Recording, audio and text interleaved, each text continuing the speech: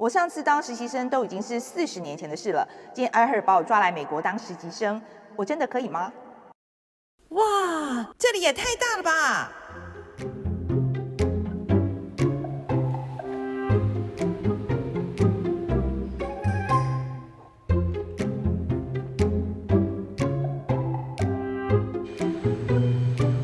！Hey intern, get over here. OK。嘿，大家可以看得出来哦，我们今天是匪夷所思，不是在摄影棚里面哦。今天我们其实是在美国的加州，然后呢，我们今天是来拜访美国保健品最大的电商龙头，就是这个iHerb。OK， 我们今天要来开箱这家公司，然后为了更了解这家公司呢，我要来这边做他们的一天的实习生。对，我上次实习的话，应该是40年前了哦，所以今天我们就来看看我实习的过程是怎么样吧。Hey Ryan, how are you? Hey, doing well. I am Chief Fei. I'm your one-day intern. Welcome to iHerb. Reporting to duty. And here's your badge. Oh, I got a badge. This is me here. Okay, so is this a real badge? Does it really open door? It's gonna open all the doors. Okay, so what's my mission today? Your mission is we're gonna go to the warehouse and you're gonna be a picker in the warehouse. Okay, sounds fun. It's gonna be fun. Hard work, but fun. Okay, so but first, give me a tour of the office. Okay, let's go. Okay, let's go. How would you describe the company cultures like? Company culture is really diverse. We ship to so many different countries. We have people that speak, 2, 3, even 4 languages. Very, very multicultural, very global company. Okay, so since I'm going to be here for one day, do you Yeah. have any tips for me so I can survive? Well, global e-commerce business is very fast-paced, so you're gonna have to move fast and move with urgency, but I think you're going to be able to do it. Okay, are you sure we have to move very fast? Yeah. Okay, so let's go to the warehouse then. Let's go check it out. 好，现在跟我们在一起的是主管仓库业务的 David. So hi David, I'm Hello. your one-day intern. So before we start, can you show me around? Absolutely. First of all, how many different products you have here in this warehouse? Currently on hand, we have about 43,000 different items. 43,000. All right, that's a lot. That's a lot. And how many orders you have complete every day? Every day we do anywhere from 18 to 23,000 orders a day. 23,000? Yeah. And then when this is a low season or high season? When it's high season? High season is September and November typically. And then how many orders? We'll go up to about 40 to 42,000 orders. 40 to 42,000. And then with so many orders, I heard that you guys have very high accuracy rate, We right? do. Currently our order accuracy rate is 99.8%. 99.8? Yes. Wow, so how do you guys do that? I mean, this is so many products and there's so many orders. We have a lot of processes where it's very easy for the associates to follow. Okay. And then inside our system, we have every item that's weighed, and we know how much it's supposed to weigh when it's all in one order. Uh-huh. And it goes across a weigh scale. Uh-huh. And when it hits that weigh scale, if it doesn't match, it goes Okay. to our quality area. Okay. And then the associates verify what's in the order and make sure it's correct. Okay, and the other question is that it's really hot here in the desert weather. So how do you keep all of your products safe and secure? So all of our buildings are CGMP certified, and we keep them at an ambient temperature of 72 to 76 degrees, and it stays that way from the time it gets here until it gets to you. Okay, I heard that you have a little mission for me. I do. We have some picking you can do. We have Okay. some shipping that we can have you do, Okay. and follow the life cycle of an order. All right, so let's do the mission first. All right, so this is the pick station. Okay. This is your pick screen on what you're going to do, and it's Uh-huh. going to tell you what to pick and where to pick it. Okay. So your first task is going to be that item right there. So it wants you to pick 3 of these 3? items.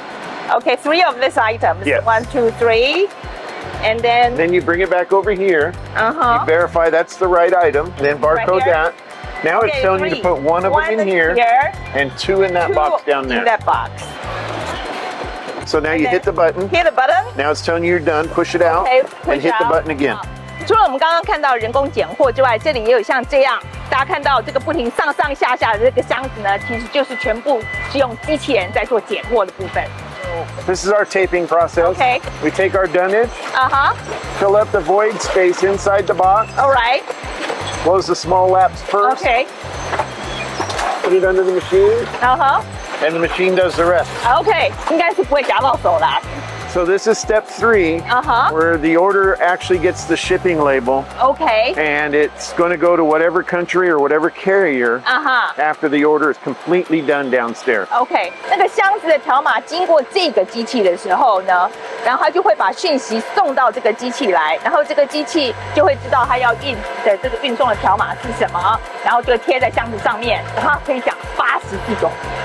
This is step 4. All right. This is where the actual order gets palletized to a pallet and prepared for shipment to the airport. Okay, it's our last step before it leaves the building. All right. So what we do is take the order, scan it. Now it's already attached to one of these pallets. All right. And all of this going to Dubai, right? This is all going to Dubai. 它总共有20条跑道，像这是第13条跑道，每一条跑道都是去不同的国家的。David, I'm so tired. I mean, I didn't expect I have to work so much. Yes, we had a lot of orders today. You filled a lot of orders. Yeah, do I get any reward for that? Absolutely. We have curbside pickup. Take this box. You have 1 minute to fill whatever you can to take home with you. 1 minute of free shopping? Free shopping. Yeah. Are you ready? Yes, I'm ready. 那我们计时1分钟。好，来，赶快来看。哎，这里这个什么啊？巴黎欧友看起来不错，拿一个好了。然后这是狗狗的，这也是狗狗的。然后这个是什么啊 ？Pins 8是下面挖过哈？这个15秒，等一下，我先看一下啦。给我认真看一下有什么东西。我看一下，阿 V 的东西很贵，拿阿 V 的，好，这个好。重点就是要拿体积小但很贵的，比如说像这个玛卡，然后这里有些狗狗，这个还有没有？好，这个也是，这是韩国的，这个非常好，这个等一下，这全部给我拿进来好了，1分钟，有啦。Hey Dave, so what do you think? Is this good enough? Absolutely perfect. Okay, all right, thank you so much. 所以今天我们在仓库的拜访就结束了啊。那接下来我们就要去办公室那边访问他们的主管。那特别提醒大家，现在是iHerb的29周年，有特别优惠哦。大家点这个下面的资讯栏就有我们的优惠链接。今天在那个iHerb的仓库待了一整天了，我现在有好多问题，所以我们现在回到这个总部的办公室了啊。那我们就找到由他们的主管来回答我的问题。那现在跟我们在一起的呢，就是他们的全球行销的资深副总裁 Neil。OK, Neil, thank you for joining me. So each brand has their own story. So what's iHerb story? Yeah, iHerb was founded with a very expansive vision to make health and wellness products available to everyone in the world. This was the founder's goal and mission from the very beginning. Starting from when he started the website in his apartment, I guess the legend is he didn't expect to receive international orders right away. He was expecting to activate a store only for US. But he found I think 4 out of the 5 orders that he initially received were from international. And so that was kind of the light bulb moment for him that there's huge demand globally for these high quality brands and products that are in the US. And so from the very beginning, he built iHerb, the operation, to serve customers globally, regardless of where they are in the world. Yeah. It was not a common ideas back then, right? I mean, I think most of the people are still focused on domestic market, and then but iHerb from the beginning, you want to sell to like everyone in the world. Yeah. Yeah.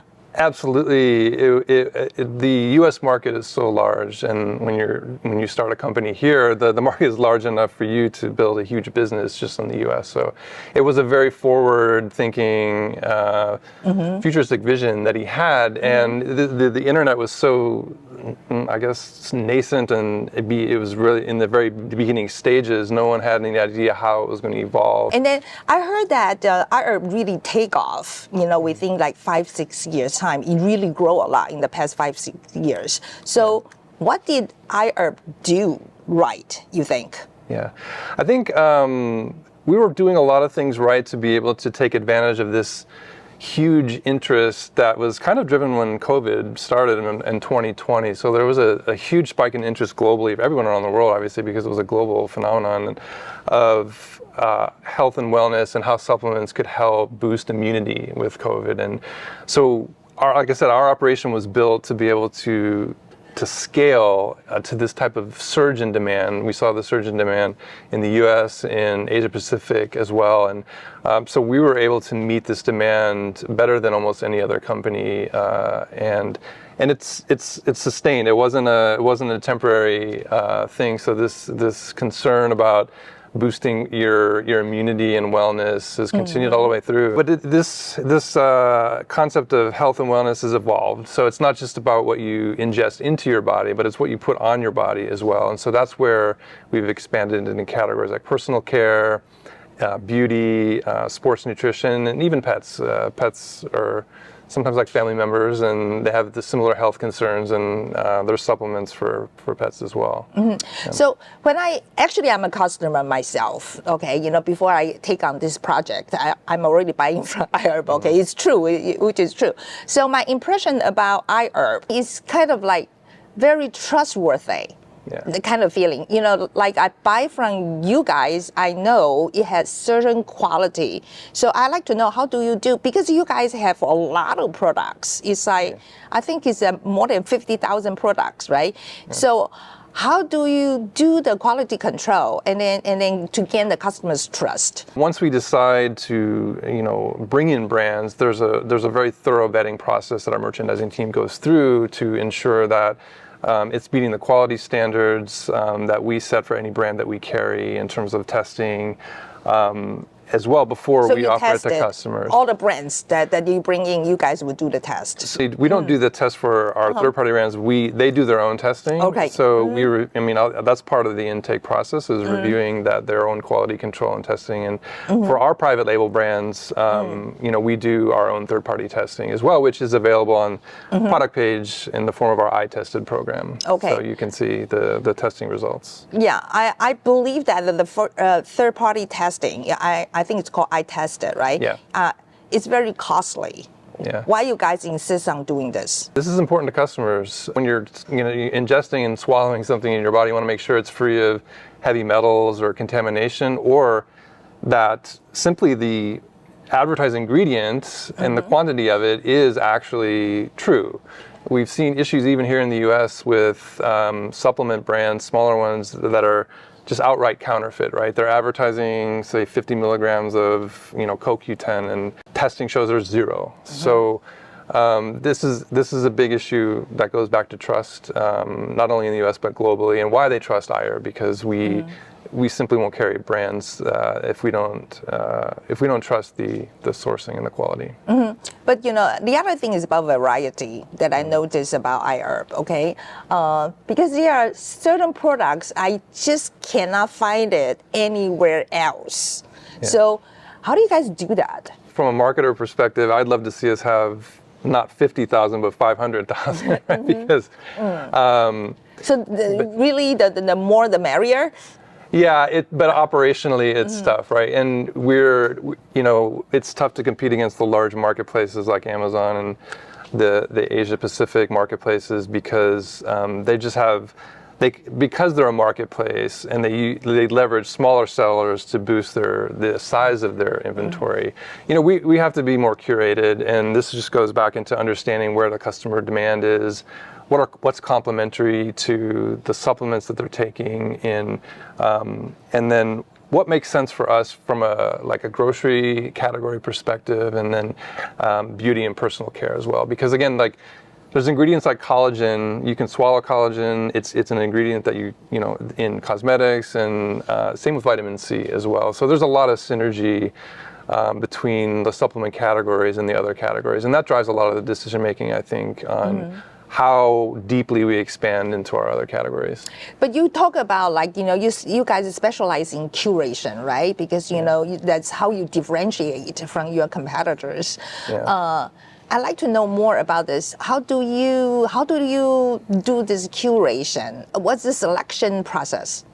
Yeah, number one, we want to start with the best and most well-recognized quality brands, and we're kind of like when you want to buy tools, you go to a hardware store, or if you want to buy sporting goods, you go to a sporting goods store, and then they typically also they're going to carry the top quality tools and sporting goods in their brands, and so you start there.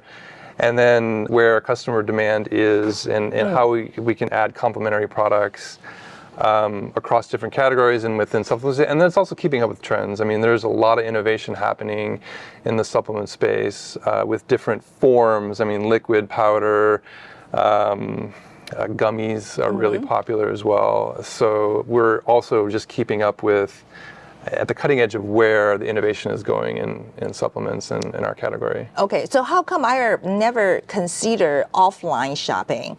Because I know you guys like it's completely like online shopping, right? So how come never consider offline? Well, yeah, I wouldn't say it's never been considered, but it's. So you guys thought about it?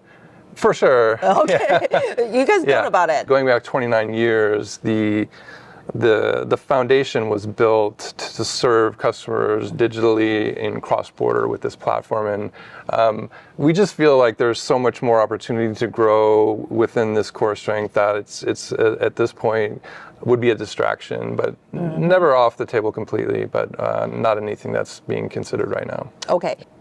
One thing that I noticed at your warehouse is that the temperature is actually cooler, I think, compared to most of the warehouses.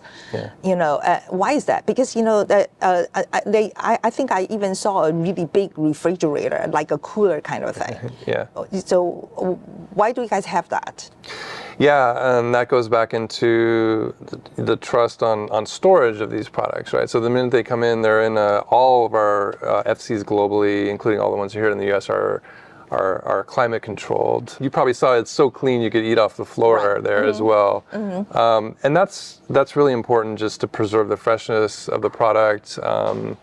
And it's really hot today, so it's if you store it in 100 degrees, the quality of the product is going to degrade. So it's just one of those important points of building trust on the sourcing and especially the storage of the product before it comes to you. Yeah. And then the quality of it is not degraded because it's been sitting out in the sun or melting in the case of gummies, right? Yeah. That's another thing. Like you guys support so many different countries, right? I mean, I believe that every market is different.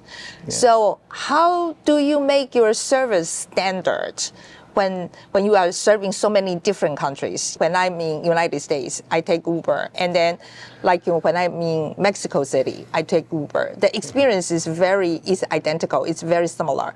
So, but you guys, do you guys expect that your service is like that? I love your point about the consistency, and we would love to have, and probably something we strive for as our end goal is to have the 2-day or less delivery speed to every country in the world. And so the countries where we have that are served by our international warehouses in Incheon, Korea, and in Hong Kong, they're getting close to that sort of 2-day or less delivery experience. We don't have to enter any market, we're essentially there. And so there's sort of a progress of meeting that sort of baseline of customer experience that they expect from e-commerce, which is the localization, it's in their language, the checkout and payment methods, and then the carriers and delivery experience that they're familiar with, especially if you're offering unique customer payment methods like Konbini in Japan, which no one here in the US would be familiar with, this idea that you order online a product and then you pay for it in a 7-Eleven or in Taiwan Family Mart, right? So I think they have that in Taiwan. This is completely foreign to me, the idea of doing that. And so, but we started offering that method years ago, and then just learning over time how to constantly incorporate that and refine that type of experience into our for our customers in Taiwan and in Japan. And that's just one example. And then of course we got to build the marketing team and the internal resources to be able to bring that market knowledge and that insight into what are we missing. Okay, so regarding Taiwan, this market, is there anything catch your notion that Taiwan as a market is different from, let's say, American market? I think Taiwanese shoppers are very savvy in understanding how to get the best value, overall value, right? We call it CP value. Yeah, I feel like they're willing to do a lot of homework on this too, and just understand all the different ways to ensure you're getting the best value. Because I think there, as I understand, there are some like tariffs that health products can be a little bit expensive there when you're buying them in a store. And then we have customs fees. But I think our Taiwanese shoppers they've picked that up, and they have a great way to compare the value at iHerb versus others. And we usually we want to make sure we're stacking up at parity or always better. And I think at the same time also they're very savvy about quality, right? I think our top Price. Very sensitive to price, and then also very sensitive to quality. That combination of price and quality. Our top selling product is our Omega 800 CGN fish oil, which maybe it's here. Okay. Which is a very high quality pharmaceutical grade fish oil, right? It is our highest quality, and we offer it at a great value. So it's no surprise why that would be one of the top sellers in Taiwan. Okay, sounds like really tough customers.